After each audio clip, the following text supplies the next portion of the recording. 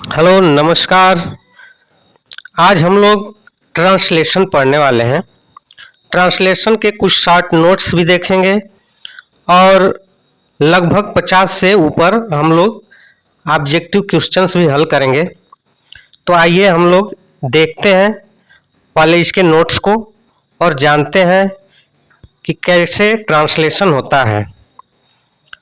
तो इसके डेफिनेशन हम लोग देखते हैं, क्योंकि आप जानते हैं कि ट्रांसलेशन एमआरएनए के द्वारा प्रोटीन निर्माण की प्रक्रिया को हम लोग ट्रांसलेशन कहते हैं। तो ट्रांसलेशन वह प्रक्रिया है जिसमें एमआरएनए के कोडान की जानकारी राइबोसोम पढ़ता है और टीआरएनए एमिनो एसिड लाकर जोड़ता है, जिससे विशिष्ट प्रोटीन की श्रृंखला बनती है। अर्थात आप कह सकते हैं कि ट्रांसलेशन ऐसी प्रक्रिया है जिसमें एमआरएनए के कोडान की जानकारी राइबोसोम पढ़ता है। यहाँ डायग्राम में आप देख सकते हैं कि ये राइबोसोम्स होते हैं जो एमआरएनए के कोडान को पढ़ते हैं और ट्रांसफर आरएनए एमिनो एसिड ला करके जोड़ता जाता है, जिससे प्रोटीन निर्माण होता है। आगे देखते हैं। आप डायग्राम में भी देख सकते हैं कि एमआरएनए इन राइबोसोम के बीच में लगे हुए हैं। राइबोसोम भी दो सब यूनिट्स में बटे होते हैं, क्योंकि आप देख सकते हैं इनकी साइट की बात, तो ट्रांसलेशन साइटोप्लाज्म में होता है। तो ट्रांसलेशन की प्रक्रिया प्रोकैरियोट्स हो या यूकैरियोट्स, इनमें साइटोप्लाज्म के अंदर ये होती है। राइबोसोम दो सब यूनिट्स में बटे होते हैं। दो सब यूनिट्स कौन कौन सा होता है? तो स्मॉल सब यूनिट जो एमआरएनए से जुड़ता है और लार्ज सब यूनिट जिसमें ईपीएस साइट मौजूद होता है। तो आपने जाना कि ट्रांसलेशन साइटोप्लाज्म में होता है। राइबोसोम में दो सब यूनिट होते हैं, एक होता है लार्ज सब यूनिट और एक स्मॉल सब यूनिट। तो आप स्मॉल सब यूनिट की बात करें तो आप देख सकते हैं डायग्राम में कि ये स्मॉल सब यूनिट है जो सबसे नीचे है। इसी पर आकर के एमआरएनए जुड़ता है। आप देख सकते हैं एमआरएनए को, ये एमआरएनए जुड़ा हुआ है स्मॉल सब यूनिट जो कि 40S होता है, और जो लार्ज सब यूनिट होता है वो 60S होता है। तो इस तरह कह सकते हैं कि यूकैरियोट्स में 80S प्रकार का राइबोसोम होता है, जो इस दो सब यूनिट में डिवाइड है, लार्ज सब यूनिट और स्मॉल सब यूनिट। तो स्मॉल सब यूनिट में एमआरएनए आकर जुड़ता है, और लार्ज जो सब यूनिट है इसमें 3 साइट होते हैं।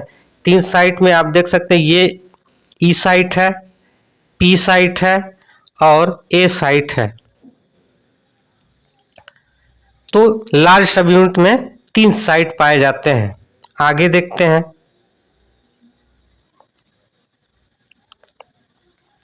यहाँ आप देख सकते हैं कि जो एमिनो एसिड को लाने में महत्वपूर्ण भूमिका निभाता है, तो ये टीआरएनए होता है।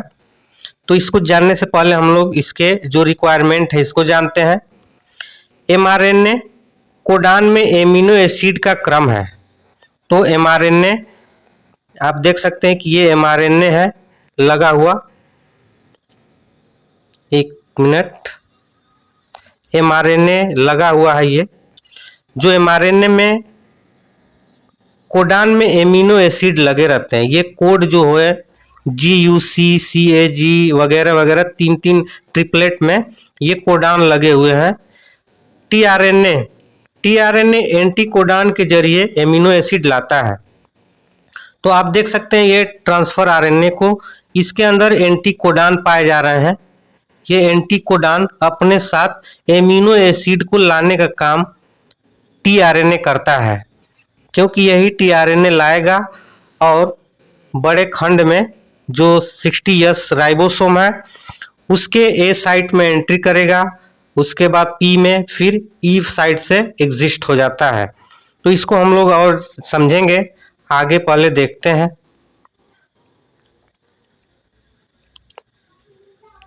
एमिनो एसिड प्रोटीन निर्माण खंड है, अर्थात ये एमिनो एसिड प्रोटीन निर्माण करते हैं, एमिनो एसिड से जुड़ जुड़ करके प्रोटीन बनता है।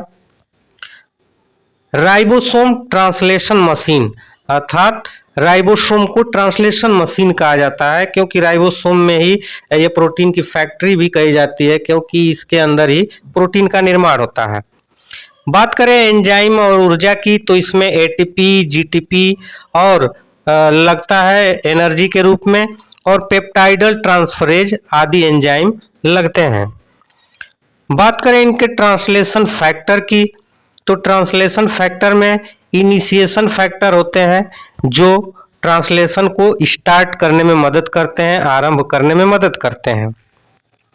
इलांगेशन फैक्टर, तो ये लंबाई बढ़ाने में या प्रोटीन की सीक्वेंस को आगे बढ़ाने में, इलांगेट करने में मदद करते हैं। रिलीज फैक्टर या फिर समापन कोडान के द्वारा जो इनका एंडिंग होती है, टर्मिनेशन होता है, तो ये आरएफ अर्थात रिलीज फैक्टर भी इनमें पाए जाते हैं। आगे देखते हैं जेनेटिक कोडान। जेनेटिक कोडान अर्थात आनुवंशिक कोड क्या है, तो आनुवंशिक कोड कोडान एमआरएनए के 3 न्यूक्लियोटाइड से एक एमिनो एसिड बने होते हैं। जो एमआरएनए में 3 न्यूक्लियोटाइड लगे हैं उनसे एक एमिनो एसिड बनता है। एंटीकोडान टीआरएनए के 3 न्यूक्लियोटाइड कोडान से मेल खाते हैं। तो इस प्रक्रिया को हम लोग पहले समझ लेते हैं। एक बार इसको जान लें कि स्टार्ट कोडान जो होता है एयूजी है, जिसको मेथियोनिन कहते हैं। Stop codon यूएए,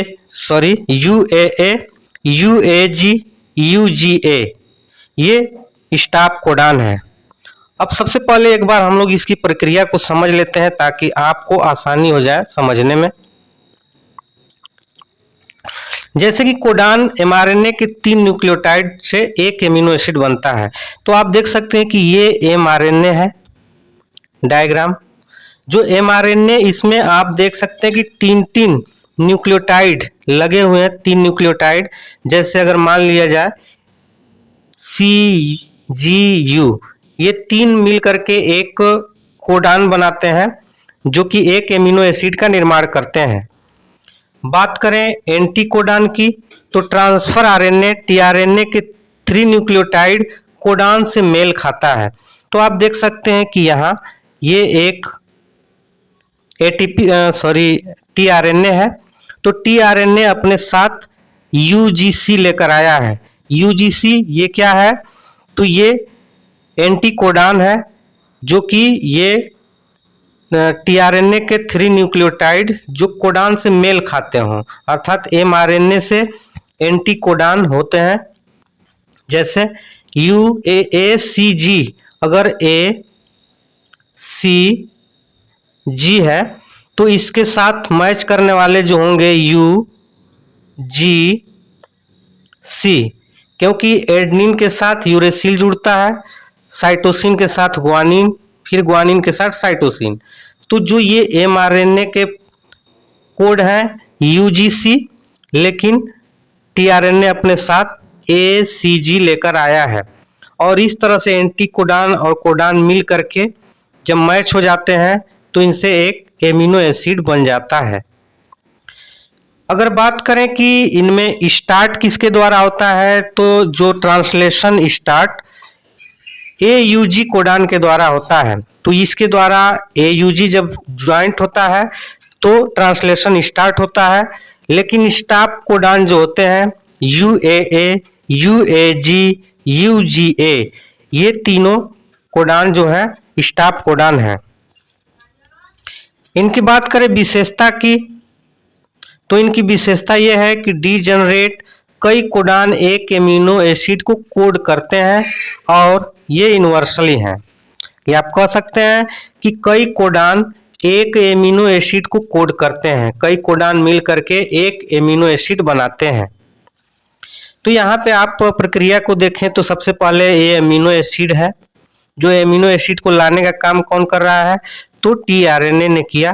tRNA amino acid को ला करके यहाँ ए साइट में बॉन्ड किया। ए साइट का मतलब एंट्री, ए का मतलब एंट्री, यहाँ से ए से एंट्री होती है ए साइट में। ये है ए, ये है पी और ये है ई। तो आपकी जानकारी के लिए बता दें कि ए साइट में एमिनो एसिड एंट्री करता है और अपने साथ एक एमिनो एसिड लेकर आता है। ट्रांसफर आरएनए ए साइट से एंट्री करेगा और अपने साथ एक एमिनो एसिड लेकर आता है, और एमिनो एसिड जैसे लाता है तो फिर ये आगे पहुंच जाते हैं पी साइट में। पी साइट का मतलब कि पी साइट में क्या होता है, यहाँ पेप्टाइड बनते हैं, यहीं प्रोटीन का सिंथेसिस होता है। तो प्रोटीन यहीं पे सिंथेसाइज हो जाएंगे, और जैसे ही प्रोटीन सिंथेसिस हो जाएगा तो ये एमिनो एसिड ला करके फिर ये ए साइट को दे दिया जाता है। ए साइट एक पेप्टाइड बॉन्ड बना देता है और फिर ये टीआरएनए ई साइट में एंट्री करते हैं। ई का मतलब एग्जिस्ट, यहाँ से टीआरएनए अब यहाँ से एग्जिस्ट हो जाता है, और इस तरह से ये प्रक्रिया चलती रहती है और प्रोटीन बनते रहते हैं। तो फिर आपको एक बार बता देते हैं कि सबसे पहले ट्रांसफर आरएनए ए साइट से एंट्री करता है, पी साइट में प्रोटीन का निर्माण होता है और ई साइट से टीआरएनए एग्जिस्ट हो जाता है। कोडान लेकर के एंट्री कहाँ करता है, तो ए साइट में, और फिर उसके बाद पी साइट में जो प्रोटीन का संश्लेषण हो रहा है, ये यहाँ से एमिनो एसिड फिर ए को दे दिया जाता है और यहाँ पर ये पेप्टाइड बॉन्ड बनते जाते हैं, और पेप्टाइड बॉन्ड बनेगा और फिर जो ट्रांसफर आरएनए है टीआरएनए फिर ई साइट में आते हैं और फिर यहीं से एग्जिस्ट हो जाते हैं, बाहर निकल जाते हैं। तो ये प्रक्रिया कंटिन्यू चलती रहती है और प्रोटीन का संश्लेषण होता रहता है। आगे चलते हैं। एमिनो एसाइलेशन ऑफ टीआरएनए, मतलब कि टीआरएनए और एमिनो एसिड का जोड़ना ही एमिनो एसाइलेशन ऑफ टीआरएनए कहलाता है। तो टीआरएनए जैसे लेकर आते हैं अपने साथ एमिनो एसिड, तो उसको एमिनो एसाइलेशन ऑफ टीआरएनए कहते हैं। जो एमिनो एसाइलेशन में भाग लेने वाले एंजाइम है वो एमिनो एसाइल टीआरएनए सिंथेटेज है। तो आप देख सकते हैं जो भाग लेने वाले एंजाइम है एमिनो एसाइल टीआरएनए सिंथेटेज, इनकी प्रक्रिया क्या है। तो बात करें प्रक्रिया की तो tRNA plus amino acid plus ATP, ये तीनों जुड़ करके अर्थात टीआरएनए अपने साथ क्या लाया, एमिनो एसिड, फिर एटीपी अर्थात उसको बनाने में जो एटीपी खर्च होती है, तो एमिनो एसाइल टीआरएनए ये बनते हैं, अर्थात टीआरएनए का एमिनो एसिड आपस में ज्वाइंट करके प्रोटीन बनता है, जिससे एटीपी जो है एएमपी में बदल जाती है।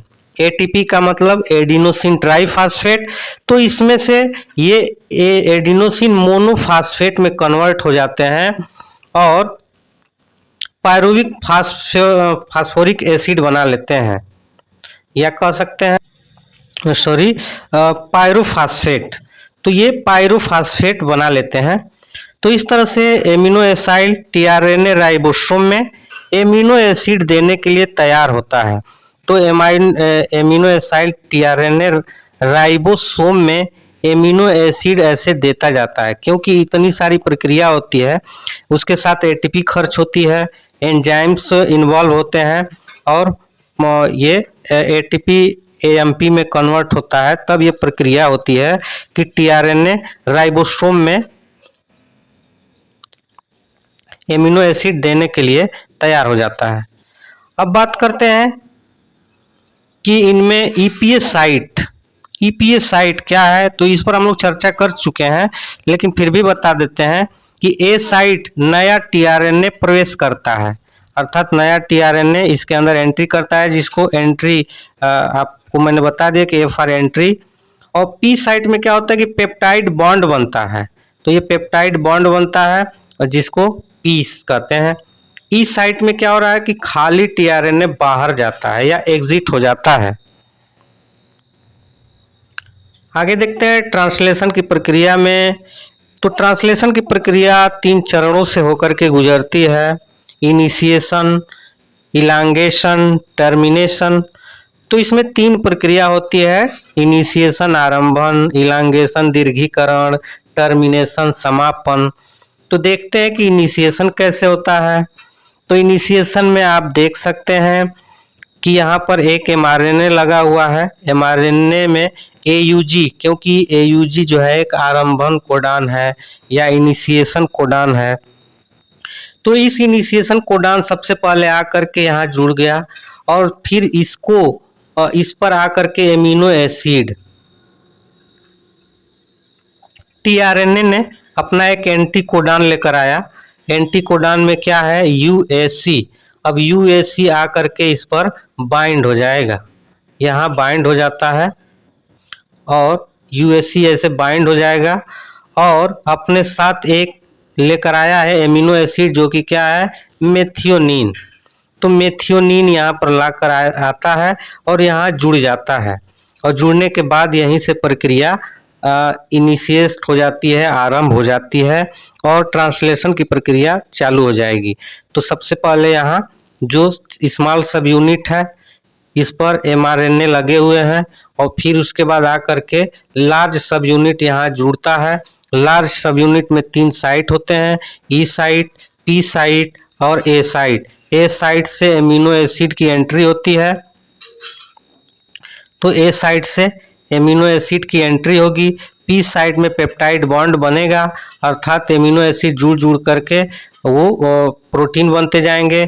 ई साइट से टीआरएनए बाहर निकल जाते हैं। इसी तरह प्रक्रिया बार बार होती है और प्रोटीन बनता जाता है। तो यहाँ पे इनिशिएशन में एयूजी जो कोडान है आरंभ करते हैं और जो प्रक्रिया होती है इनिशिएशन करने की वो 5 प्राइम टू 3 होती है। आगे देखते हैं स्मॉल सब यूनिट प्लस एमआरएनए जुड़ती है। तो स्मॉल सब यूनिट जो होती है राइबोसोम की वो एमआरएनए को जोड़ती है। स्टार्ट कोडान क्या करते हैं कि ये इनिशिएटर टीआरएनए मेथियोनिन को पहचानता है। तो स्टार्ट कोडान जो आप देख सकते हैं यूजी है, ये इनिशिएटर टीआरएनए जो आरंभ करने वाले हैं वो मेथियोनिन को पहचान जाता है और पहचान करके उसके अनुरूप लार्ज सब यूनिट आकर के फिर जुड़ जाता है और इनिशिएशन कॉम्प्लेक्स बन जाता है अर्थात आरंभ हो जाता है। आगे देखते हैं इलांगेशन में क्या हो रहा है। इलांगेशन में टीआरएनए ए साइट में एमिनो एसिड लेकर आता है, फिर कोडान एंटी कोडान मैच हो जाता है। तो जो टीआरएनए में एमिनो एसिड है उसमें जो एंटी कोडान है वो कोडान का मतलब एमआरएनए का कोडान और टीआरएनए का एंटी कोडान मैच हो जाता है। पी साइट पर पेप्टाइड बॉन्ड बनता है। तो पी साइट पर पेप्टाइड बॉन्ड बन रहा है। खाली टीआरएनए जिसमें कोई एमिनो एसिड नहीं होता है तो उसे खाली टीआरएनए कहते हैं, वो इस साइट से बाहर निकल जाता है। राइबोसोम एमआरएनए पर 5 प्राइम टू 3 प्राइम दिशा में ये इलांगेशन होता है या प्रोटीन सिंथेसिस होता है। 5 प्राइम टू 3 प्राइम डायरेक्शन में इलांगेशन होता है या ट्रांसलेशन की प्रक्रिया होती है, प्रोटीन निर्माण की प्रक्रिया होती है। आप देख सकते हैं टर्मिनेशन का मतलब समापन होता है। तो यहाँ स्टॉप कोडान यूएए, यूएजी, यूजीए ये तीनों में से कोई भी ए साइट में आ जाते हैं और ए साइट में जैसे ही आएंगे और क्या होता है कि रिलीज फैक्टर जुड़ जाता है और पूरी पॉलीपेप्टाइड श्रृंखला राइबोसोम से अलग हो जाती है। यहाँ डायग्राम में देख सकते हैं कि जब ये यूएए, यूएजी, यूजीए ए साइट में जैसे ही एंट्री करते हैं तो यहाँ पे स्टॉप हो जाता है, सिंथेसिस की प्रक्रिया रुक जाती है और पूरी पॉलीपेप्टाइड श्रृंखला जो होती है राइबोसोम से अलग हो जाती है। तो राइबोसोम की उप इकाइयाँ अलग हो जाती हैं अर्थात लार्ज सब यूनिट और स्मॉल सब यूनिट अलग अलग हो जाते हैं। इस तरह से एक पूर्ण पॉलीपेप्टाइड श्रृंखला या प्रोटीन जो एमिनो एसिड के एक निश्चित क्रम में जुड़ करके ये प्रोटीन बना लेते हैं। आइए हम लोग अब मल्टीपल चॉइस क्वेश्चन हल करते हैं एक एक करके।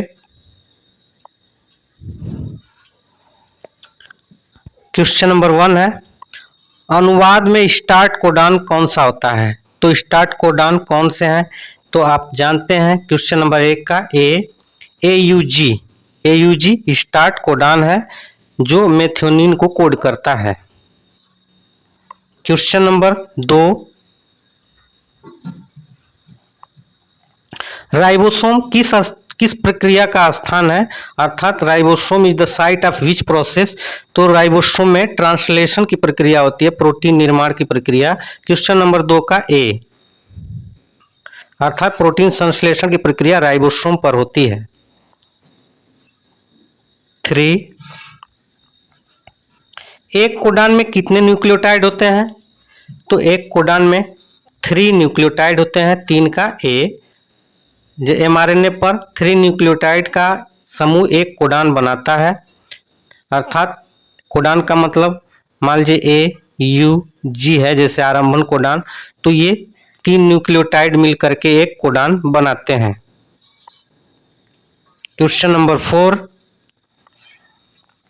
कौन सा आरएनए एमिनो एसिड राइबोसोम तक लाता है? तो कौन सा आरएनए एमिनो एसिड को राइबोसोम तक लाता है? तो आप जानते हैं कि 4 का ए, टीआरएनए एमिनो एसिड ला करके एमआरएनए के कोडान से मिलाता है। क्वेश्चन नंबर 5, कौन सा स्टॉप कोडान है? तो स्टॉप कोडान आप जानते हैं कि UAA, UAG, UGA ये तीनों स्टॉप कोडान है। तो आपके ऑप्शंस में UAA जो है ये स्टॉप कोडान है। क्वेश्चन नंबर 6, राइबोसोम में ए साइट किसके लिए होता है? तो ए साइट जो होता है ये टीआरएनए की एंट्री के लिए होता है। 6 का A, entry of new amino acyl tRNA. Question number 7, ribosome में बढ़ती पॉलीपेप्टाइड श्रृंखला किस साइट पर रहती है? अर्थात पॉलीपेप्टाइड श्रृंखला किस में बनती है या फिर पॉलीपेप्टाइड किस में बनते हैं, ए साइट में, पी साइट में या ई? तो बनते हैं पी साइट में, तो 7 का ए। क्वेश्चन नंबर 8, कौन सा एंजाइम एमिनो अम्ल को टीआरएनए से जोड़ता है? Which enzyme attach amino acid to RNA tRNA? तो टीआरएनए को आपस में जोड़ने का काम एमिनो एसाइल टीआरएनए सिंथेटेज करता है, तो 8 का ए। क्वेश्चन नंबर 9, प्रोकैरियोट्स में अनुवाद किस एमिनो अम्ल से शुरू होता है? तो कौन सा एमिनो एसिड से इनिशिएशन होता है? तो आप जानते हैं कि AUG अर्थात मेथियोनिन से होता है, तो ये होगा 9 का A, formyl methionine. Question number 10, eukaryote में इनिशिएटर टीआरएनए कौन सा एमिनो अम्ल लाता है? तो इनिशिएटर जो टीआरएनए एमिनो एसिड जो लाते हैं उस एमिनो एसिड का नाम है मेथियोनिन, इसको AUG कहते हैं। क्वेश्चन नंबर 11, प्रोकैरियोट्स में अनुवाद की शुरुआत में कौन सा फैक्टर मदद करता है? तो अनुवाद की शुरुआत में जो होते हैं, क्योंकि कई फैक्टर होते हैं, कई फैक्टर जैसे होते हैं, इनिशिएशन के लिए IF होता है, इलांगेशन फैक्टर होता है, रिलीज फैक्टर, तो स्टार्ट करने के लिए IF होता है, इनिशिएशन फैक्टर होता है। 12, अनुवाद के इलांगेशन में कौन सा फैक्टर काम करता है? तो जो ट्रांसलेशन की प्रक्रिया है उसमें इलांगेशन में कौन सा फैक्टर करता है? तो EF 12 का ए, इलांगेशन फैक्टर काम करता है, क्योंकि वही टीआरएनए को लाता है। 13, अनुवाद की समाप्ति में कौन सा फैक्टर आवश्यक है? अर्थात ट्रांसलेशन के जो टर्मिनेशन की प्रक्रिया में कौन सा फैक्टर काम करता है? तो ये रिलीज फैक्टर काम करता है। 13 का ए, रिलीज फैक्टर, क्योंकि रिलीज फैक्टर स्टॉप कोडान पर आकर पॉलीपेप्टाइड को फ्री करा देते हैं, फ्री कर देते हैं, एग्जिस्ट करा देते हैं। 14 राइबोसोम में टीआरएनए के बाहर निकलने की साइट कौन सी है? तो ई साइट है, ई साइट से टीआरएनए बाहर निकलते हैं। क्वेश्चन नंबर 15 राइबोसोम एमआरएनए को किस दिशा में पढ़ता है? तो राइबोसोम एमआरएनए को 5 प्राइम टू 3 डायरेक्शन में पढ़ता है, अर्थात राइबोसोम हमेशा 5 to 3 डायरेक्शन में रीडिंग करता है। 16 ओबल हाइपोथेसिस किससे संबंधित है? तो ओबल हाइपोथेसिस कोडान और एंटी कोडान पेयरिंग फ्लेक्सिबिलिटी से डिपेंड करता है, हाइपोथेसिस है, क्योंकि ओबल हाइपोथेसिस तीसरे बेस पर लचीलापन दर्शाता है।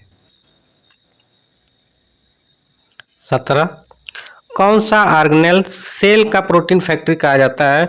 तो आप जानते हैं कि protein factory of cell ribosome को कहते हैं। 17 का ए। 18 राइबोसोम में टीआरएनए के कितने साइट होती है? तो टीआरएनए के लिए 3 साइट होती है, ए पी ई साइट, तो इस तरह 3 साइट। 18 का ए।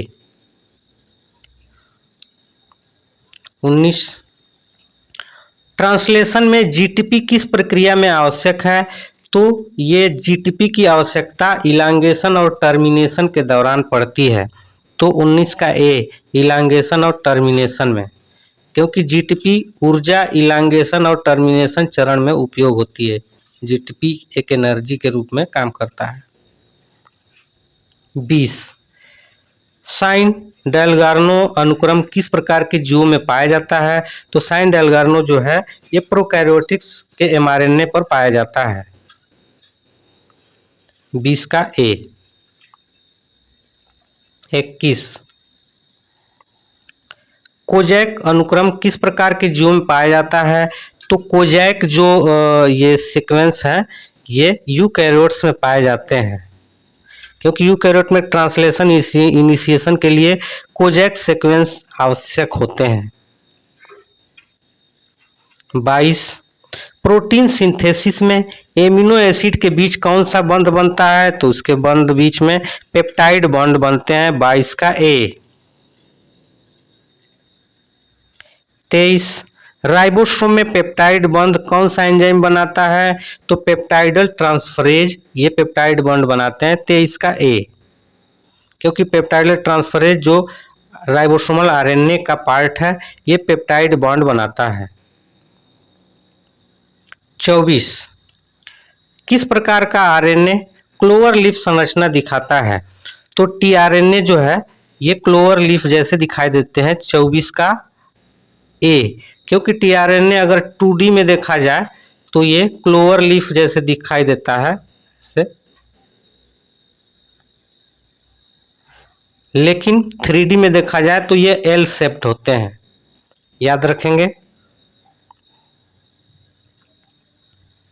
25 एंटीकोडान किस अणु पर पाया जाता है? तो एंटीकोडान जो होते हैं ट्रांसफर आरएनए अर्थात टीआरएनए पर होते हैं, क्योंकि टीआरएनए ही अपने साथ एंटीकोडान लाता है।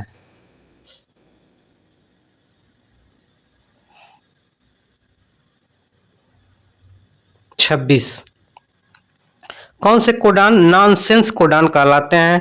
तो नॉनसेंस कोडान हम स्टॉप कोडान को कहते हैं, अर्थात UAA, UAG, UGA ये कोडान किसी एमिनो एसिड को कोड नहीं करते, इसलिए इन्हें नॉनसेंस कोडान कहते हैं। 27 पोलिसोम क्या होता है? तो पोलिसोम जो होते हैं ये एमआरएनए विथ मेनी राइबोसोम्स, अर्थात एमआरएनए के साथ जब ढेर सारे राइबोसोम लगे होते हैं तो उसको हम लोग पोलिसोम कहते हैं। तो 27 का ए एमआरएनए विथ मेनी राइबोसोम, जब एक ही एमआरएनए पर कई राइबोसोम जुड़े होते हैं उसे पोलिसोम कहते हैं। 28 राइबोसोम का कौन सा साइट पेप्टाइड बॉन्ड के लिए जिम्मेदार है? तो पी साइट पेप्टाइड बॉन्ड बनाता है। 29 यूकैरियोट में राइबोसोम का आकार कितना होता है? तो यूकैरियोट में राइबोसोम का साइज 80s होता है। 80s ये दो सब यूनिट में 60s और 40s बनाते हैं। 30। प्रोकैरियोट में राइबोसोम का आकार कितना होता है? तो 70 यस होता है, जो 50 यस और 30 यस मिलकर बनाते हैं। बात करेंगे कि ये यस क्या है, तो यस जो है ये सेडबर्ग एक यूनिट है जो एक प्रकार के इसे मूवमेंट के आधार पर इसको डिवाइड किया गया है। इसके बारे में हम लोग बाद में पढ़ेंगे डिटेल में, क्योंकि ये सेडबर्ग यूनिट कहलाती है। राइबोसोम में कौन सा घटक संरचनात्मक और उत्प्रेरक भूमिका निभाता है, अर्थात कौन सा कैटालिटिक रोल निभाता है राइबोसोम में? तो ये है राइबोसोमल आरएनए, क्योंकि राइबोसोमल आरएनए जो स्ट्रक्चर देता है और पेप्टाइड बॉन्ड में कैटालिटिक भूमिका निभाता है, कैटलाइज करता है या बनाता है। जेनेटिक कोड को डीजेनरेसी का अर्थ क्या है? तो जेनेटिक कोड में डीजेनरेसी जो होते हैं ये one amino acid coded by many codon, किसी एक एमिनो एसिड को जब कई प्रकार के कोडान बनाते हैं तो उसे डीजेनरेसी कहते हैं। तो 32 का ए, अर्थात डीजेनरेसी का मतलब है कि एक एमिनो एसिड को कई कोडान कोड कर सकते हैं तो डीजेनरेसी कहा जाएगा। 33, यूकैरियोट में मेथियोनिन का कौन सा कोडान कोड करता है? तो AUG। 33 का ए स्टार्ट कोडान है। 34, बैक्टीरिया में अनुवाद और ट्रांसक्रिप्शन कब होता है? तो ये ट्रांसक्रिप्शन जो होते हैं सिमुल्टेनियसली होते हैं। सिमुल्टेनियसली इसलिए कहा जाता है क्योंकि प्रोकैरियोट में न्यूक्लियर मेम्ब्रेन नहीं होता है, इसलिए दोनों साथ साथ चलते हैं। तो ये दोनों साथ साथ चलने की प्रक्रिया ये है कि जो इनमें ट्रांसक्रिप्शन होता है, तो ट्रांसक्रिप्शन ये डीएनए से आरएनए बनते हैं और एकदम प्योर बनते हैं। डीएनए से आरएनए बनने के बाद ये सीधे प्रोटीन का सिंथेसिस करने लगते हैं, आरएनए जो बनता है, क्योंकि इसमें प्रोकैरियोट्स में प्योरली जो है आरएनए एमआरएनए मिल जाता है, जबकि यूकैरियोट में इस पे इंट्रान एक्सान लगे रहते हैं, जिसे इसे अलग करना पड़ता है। कैपिंग जो व्यवस्था होती है उसको सेपरेट करना पड़ता है, इसलिए थोड़ा लेट लगता है, लेकिन इसमें जो है सिमुल्टेनियसली लगातार होता रहता है। 35, कौन सा कोडान किसी एमिनो अम्ल को कोड नहीं करता? तो यूजीए जो है, यूजीए अर्थात इसको स्टॉप कोडान कहते हैं, जो किसी एमिनो एसिड को ये कोड नहीं करता। 36, स्टॉप कोडान को कौन पहचानता है? तो स्टॉप कोडान को रिलीज फैक्टर पहचानते हैं, क्योंकि स्टॉप कोडान पर कोई टीआरएनए नहीं आता, रिलीज फैक्टर इसे पहचानता है। 37,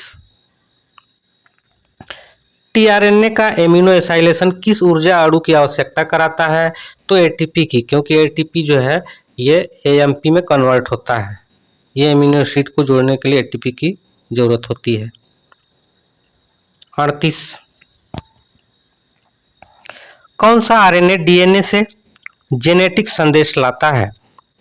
तो मैसेंजर आरएनए ये डीएनए का संदेश राइबोसोम तक लाता है, क्योंकि ये एमआरएनए ही जो होता है ये कोड करने के लिए जेनेटिक कैसा प्रोटीन बनाना है, ऐसा इनके पास ये मैसेज होता है।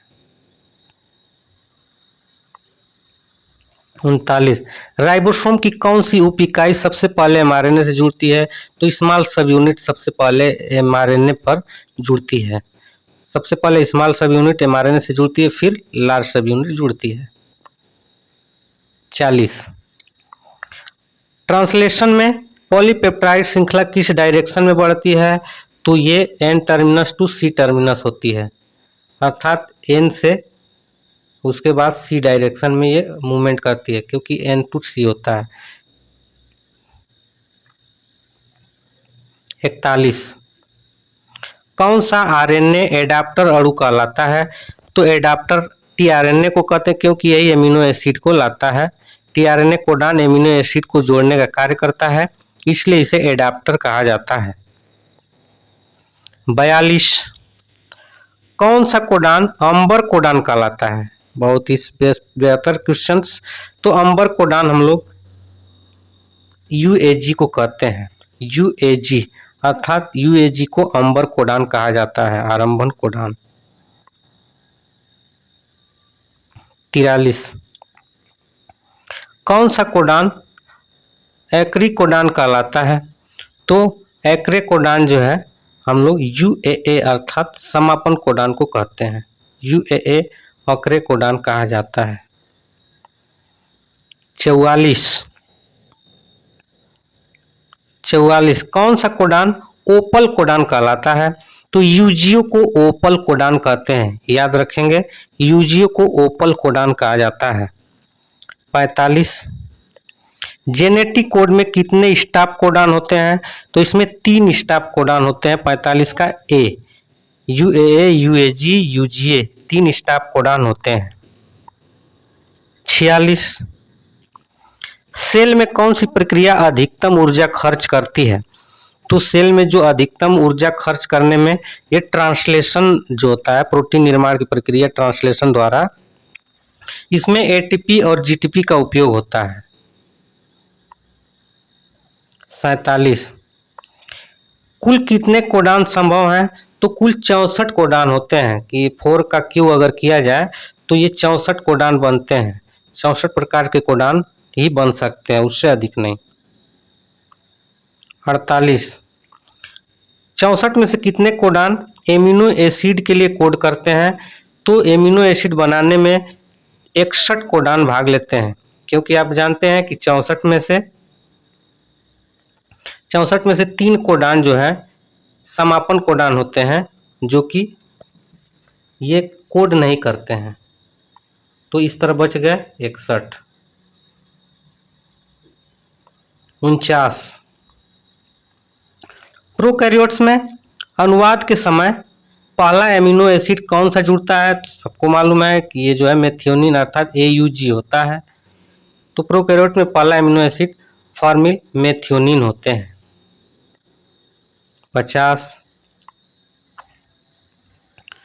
यूकैरियोट्स में अनुवाद के समय पहला एमिनो अम्ल कौन सा जुड़ता है? तो यूकैरियोट में जो ट्रांसलेशन होता है तो इसमें सबसे पहला जो एमिनो एसिड है मेथियोनिन है, क्योंकि यूकैरियोट में पहला एमिनो एसिड मेथियोनिन होता है जो स्टार्ट कोडान AUG पर आके जुड़ते हैं। तो इस तरह आपके 50 क्वेश्चन समाप्त हुए।